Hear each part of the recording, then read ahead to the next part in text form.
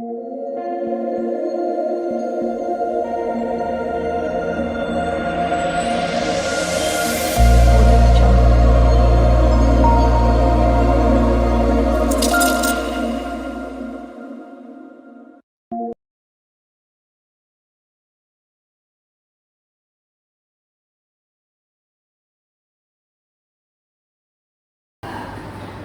Assalamualaikum warahmatullahi wabarakatuh. Waalaikumsalam warahmatullahi wabarakatuh.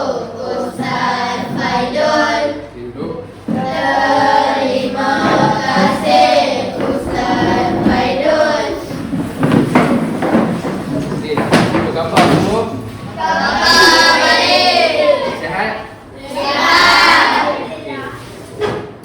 Baik, sebelum saya memulakan sesi pembelajaran pada hari ini, saya ingin menunjukkan memasang sebuah video yang berdurasi lebih kurang 2 minit. Jadi, mari kita tonton.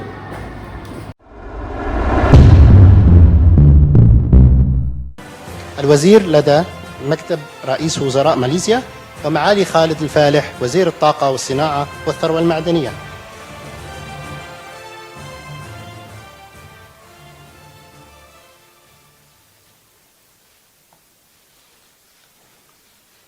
May we now invite the signatories to please proceed with the signing. فليتفضل الآن السادة الموقعون ببدء التوقيع.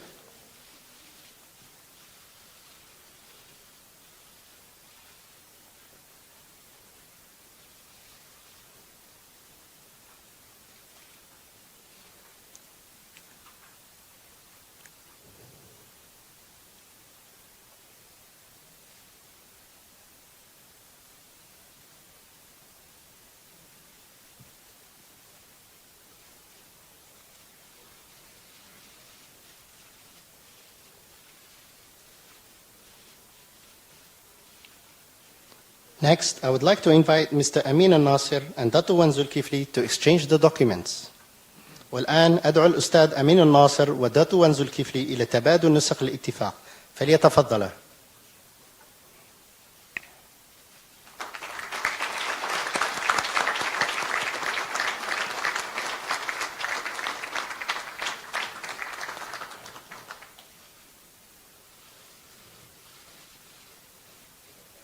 Terima kasih and syukran.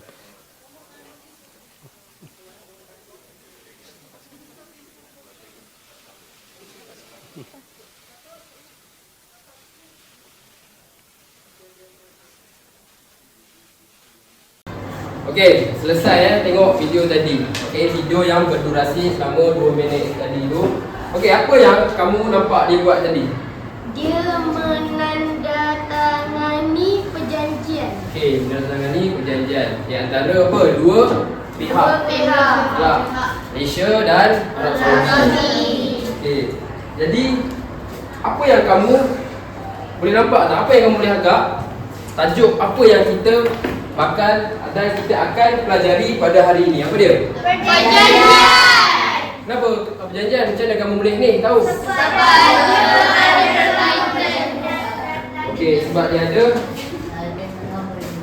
tentang perjanjian dalam tu kan. Tak ada perjanjian, ada perjanjian yang tertulis kat situ. Okey, baik.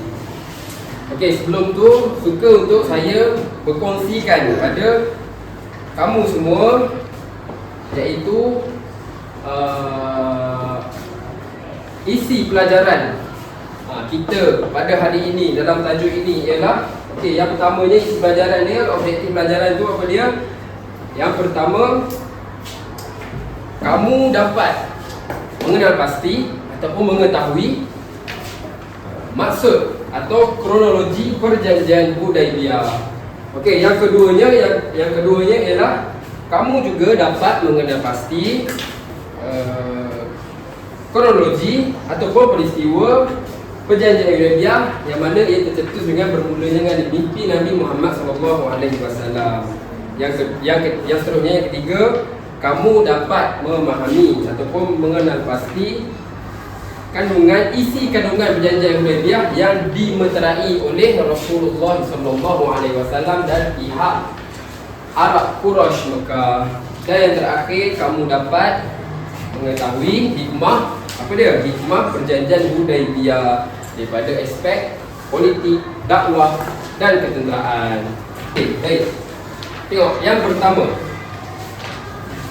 Okey, perjanjian Hudaibiyah.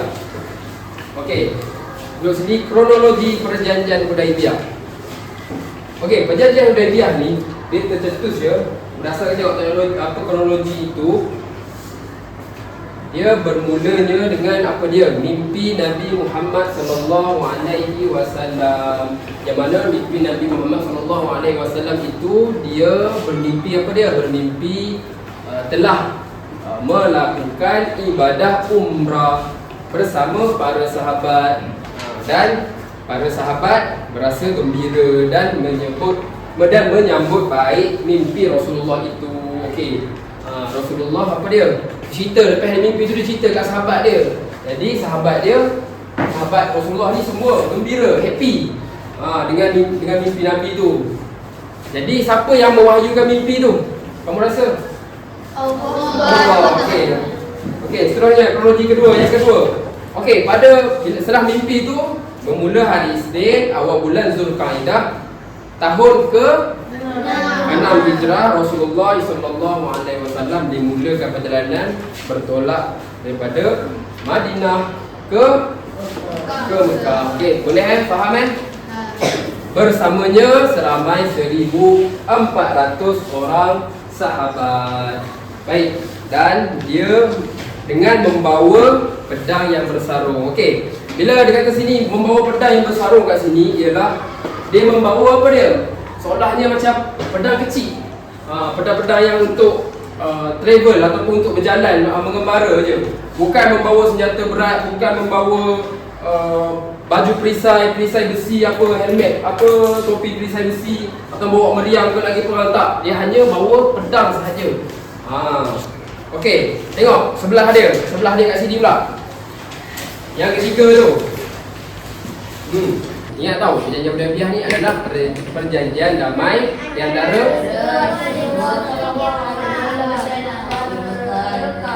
kaum musyrikin Mekah. Okey, baik. Okey, lepas kita dah tahu dia dah meterai perjanjian tu. Okey, apa isi perjanjian tu? Betul tak? Kamu nak tahu kan apa isi perjanjian tu, betul tak? Dah kita meterai dah meterai perjanjian tu, kamu nak tahu betul tak apa isi dia? Okey, pergi ke muka surat 170 tu. Okey, muka surat yang tu. Okey, dia sebut itu isi kandungan perjanjian Hudaibiyah. Okey, tengok okey, fokus semua, tengok.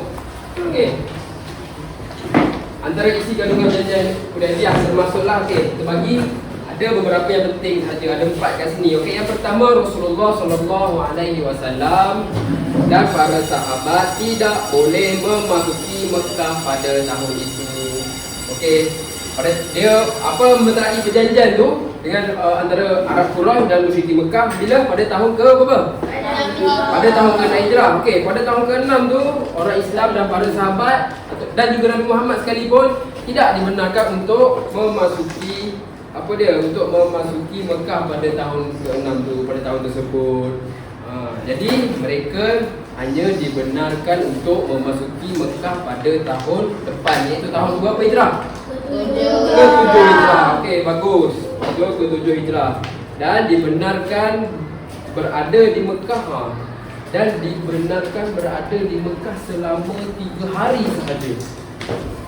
Okey, mereka tidak boleh membawa senjata beratlah kecuali pedang bersarung lagi kecil untuk mengembara perjalanan tu.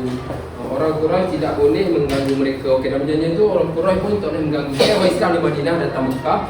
Orang yang dulu Mekah siapa dia? Orang Arab siapa? Arabku. Orang Mekah. Jadi orang Arab Quraisy tak boleh ganggu. Orang Islam buat umrah, ibadah umrah ke. Okey, di sebalik perjanjian ni sebelum ada cerita tahu. Sebelum Nabi setuju dengan perjanjian ni, ada sahabat yang sangat tak setuju dengan perjanjian ni. Sebab dia kata perjanjian ni sangat berat sebelah. Nama sahabat tu ialah Sayyidina Umar Al-Khattab radhiyallahu anhu. Okey, dia tak setuju. Okey, sebab apa nampak tu? Nampak tu. Ni antara dia lah. Nampak ni. Dia masuk Mekah hanya 3 hari je. Lepas tu nak buat umrah, apa dia? Pada hari apa? Pada tahun depan pula hari apa? Pada tahun ni tak boleh, betul tak? Okey, fokus semua. Okey, seterusnya tiada peperangan kedua-duanya di kedua-dua belah pihak selama 10 tahun. Maksudnya gencatan senjata, tak berperang selama 10 tahun. Okey, poin seterusnya, saya ambil poin penting. Mana-mana kabilah yang mengikat perjanjian dengan Rasulullah. Okey. Dekat kat sini mana-mana kabilah yang mengikat perjanjian Rasulullah tertakluk dengan perjanjian ini. Okey, jadi contoh orang Islam dengan orang Arab tak berperang, betul tak? Dia bersahabat, betul tak? Okey, dia terikat perjanjian damai ni. Okey, jadi contoh orang Islam dia ada sahabat dia. Siapa dia? Bani Khuza'ah. Dia ada pertalian, ada perjanjian dengan berdamai contoh dengan Bani Khuza'ah. Jadi Arab Quraisy pun tak boleh langgar, tak boleh berperang dengan Bani Khuza'ah. Maksudnya Bani Khuza'ah pun termasuk dalam perjanjian perdamaian ni dengan orang Arab Quraisy. Okey. Sama juga mana-mana kabilah yang mengikat perjanjian dengan Arab musyrikin Mekah. Contoh dia Bani Bakar. Ingat tak Bani Bakar? Bani Bakar dia baik dengan musyrikin Mekah kan, Arab Quraisy. Jadi orang Islam pun tak boleh pergi serang mereka. Tak boleh berperang. Okey. Mereka juga terikut. Semua tu terikut dengan perjanjian ni tau. Perjanjian Hudaibiyah. Okey, terakhir orang Mekah yang lari ke Madinah perlu dikembalikan ke Mekah. Nampak? Ni lah antaranya. Sayyidina Umar kenapa dia tak setuju sangat. Orang Mekah yang lari ke Madinah perlu dikembalikan ke mana? Ke Mekah. Manakala orang Madinah pula ni, orang Madinah yang lari ke Mekah tidak akan dikembalikan. Okey, baik, bagus. Okey, baik. Setelah kita memahami, kita dah tahu, kamu dah mengenal pasti, dah tahu. Saya dah bagi tahu kamu, kita dah baca dah pasal kandungan perjanjian Hudaibiyah. Okey, boleh nampak kan? Okey, mula saya perjanjian, macam mana kronologi tu, betul tak? Perjanjian Hudaibiyah, isi kandungan perjanjian Hudaibiyah tu sendiri. Dan sebenarnya kita tengok apa dia, kesan dia. Faham tak? Kesan dia pada apa dia? Pada agama apa? Okey, tengok kesan dia. Okey, kesan dia. Kesan dia. Baik. Kesan dia, okey. Buka apa yang last tu. Belakang sekali. Okey. Kesan dia ataupun hikmah dia lah, hikmah perjanjian Hudaibiyah. Dia ada 3 hikmah besar dia. Dekat apa? Dia ada kesan dia kat situ. Okey. Yang pertama, 2, 3. Kesan pertama dia ialah apa? Kesan dia kepada perkembangan Islam itu sendiri. Kesan dia kepada agama Islam.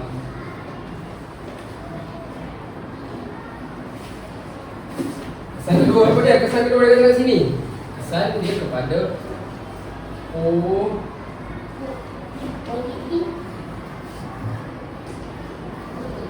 politik Islam. Dan yang terakhir kepada ketenteraan.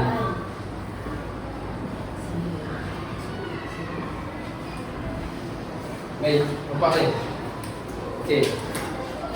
Jadi kita rumuskan yang sebentar tadi kita belajar. Nampak ni, kesan dia perjanjian Hudaibiyah ni kepada pertama apa?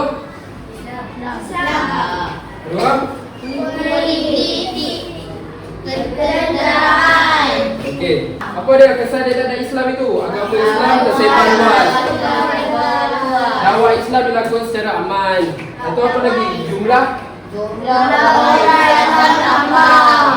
Islam bertambah. Lepas tu apa, orang masuk Islam, orang lagi tak takut-takut masuk Islam. Okey, kesan apa terhadap dalam aspek. Yang pertama dalam aspek Islam, agama Islam sendiri, dakwah Islam sendiri. Lepas tu yang kedua dalam aspek perkembangan politik Islam itu sendiri. Nampak? Nabi boleh menambah rakan negara, faham tak? Daripada berseorangan, kita boleh menambah rakan. Tahu tak? Menambah hubungan dengan orang-orang luar, faham tak? Dengan kerajaan-kerajaan lain. Okey.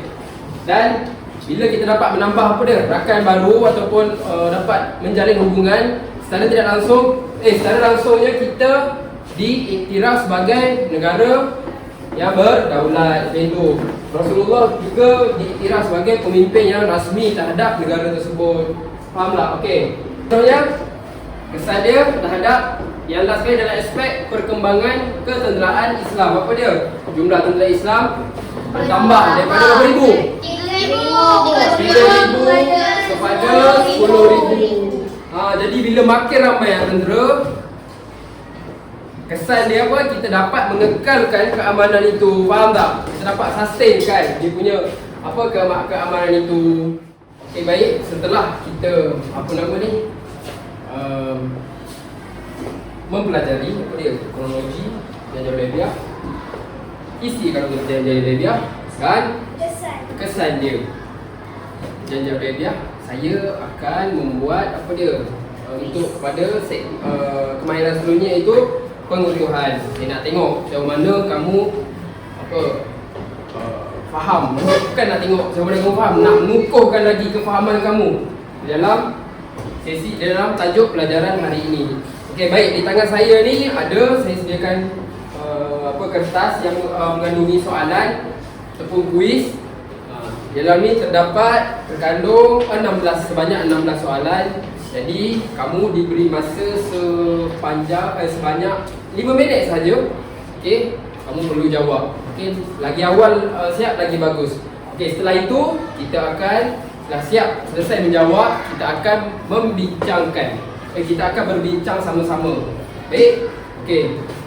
Jadi siapa yang jawab salah, kita akan perbaiki. Jadi kalau siapa yang jawab jawapan dia betul, tahniah, alhamdulillah, bagus. Okey. Okey, saya akan edarkan kepada kamu kertas soalan. Okey, yang pertama. Okey, kenyataan berikut adalah mimpi Rasulullah SAW sebelum memasuki ke kota Mekah kecuali apa dia? Baca jawapan. Solat pada di depan Kaabah. Okey, ni kecuali kena cari mana yang salah. Okey, betul dah semua Okey, bagus. Okey, yang kedua, tarikh Rasulullah SAW dan umat Islam bertolak ke Mekah. Bila?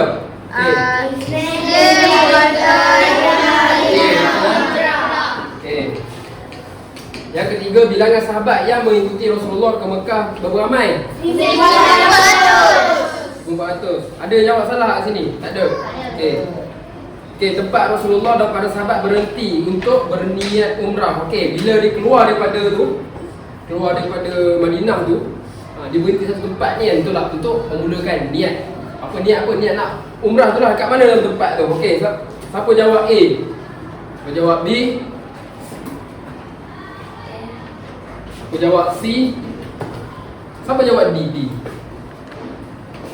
Langsung jawab D. Aku seorang. Okey, bagus. Kamu jawab D. Okey, jawapan dia D. Okey, yang mana salah tu ingat. Tempat dia kat mana yang kita baca tadi? Di Zulhulaifah. Okey. Tengok. Okey, tak apa. Okey, betulkan balik. Okey, pilih kenyataan yang betul. Okey, nombor 6. Pilih kenyataan yang betul yang dilakukan oleh musyrikin Quraisy. Yang pertama diketuai oleh Khalid Al-Walid. Pilih kenyataan yang betul. Halangan yang dilakukan oleh musyrikin Mekah. Halangan apa dia? Kan dia tahu kan Rasulullah dan rombongan dia menuju ke Mekah. Apa yang dia buat? Tidak membenarkan memasuki kota Mekah. Okey, betul. Okey, tidak membenarkan memasuki kota Mekah. Bukannya dia lagi sambut main datang tak. Dia halang. Ingat tak kita baca tadi? Okey. Okey, yang ketujuh pula. Ketika Rasulullah SAW dan rombongan berhenti di Hudaibiyah, siapa yang mengunjungi baginda? Okey, setelah dia sampai ke Hudaibiyah tu, siapa yang mengunjungi baginda? Orang pertama nak tahu ni. Okey, siapa jawab? Apa dia punya ni? Siapa? Budail bin Waraqah. Ni dia datang hanya nak tahu apa tujuan dia. Apa tujuannya? Dia nak tahu tujuan dia je. Bila Rasulullah cakap nak mengajarkan umrah, okey, tak apa. Dia pun bagi tahu ni. Okey, seterusnya nampak ni. Setelah benda tu, okey, tengok soalan dia. musyrikin Quraisy mengutuskan 2 orang pula untuk melayani Rasulullah. Mereka ialah ni setelah dia tahu apa nama tadi tu, budak ni dah dapat tahu yang Rasulullah datang dekat tempat dekat Hudaybiyah tu, nak datang ke Mekah tu, tujuan dia untuk melakukan ibadah umrah.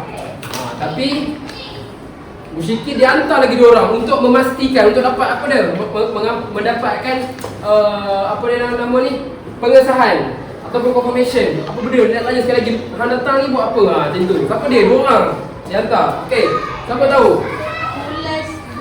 Ulais bin Al-Qamah. Yang kedua siapa dia? Okey, bagus. Okey, 9. Siapakah sahabat yang diutuskan oleh baginda untuk menerangkan tujuan kedatangan umat Islam ni ke Mekah? Dia tahu apa Utsman bin Affan ni adalah orang dia dipanggil macam perunding. Yang diutus oleh Nabi Muhammad SAW. Kalau ikutkan perunding ni, utusan ni dia tidak boleh dikacau, tidak boleh dibuat apa-apa. Faham tak? Sebab dia datang bukan nak ni. Tapi orang Islam tahan dia. Betul tak? Orang Islam orang musyrikin tahan dia. Okey, baik. Jadi kita nak rumuskan apa yang kita pelajari hari ini, apa yang kamu dapat hari ini. Yang pertamanya apa dia? Apa maksud, erti ataupun pengertian perjanjian Hudaybiyah. Jadi terasasnya perjanjian Hudaybiyah ni adalah perjanjian apa dia? Damai di antara 2 pihak. 2 pihak, di antara 2 pihak, iaitu pihak apa dia? Pihak musyrikin Mekah dan orang Islam. Okey, pihak musyrikin Mekah dan orang Islam di Madinah.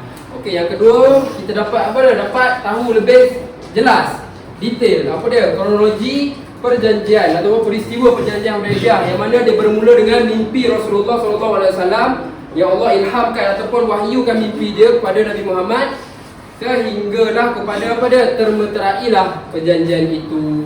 Okey, baik.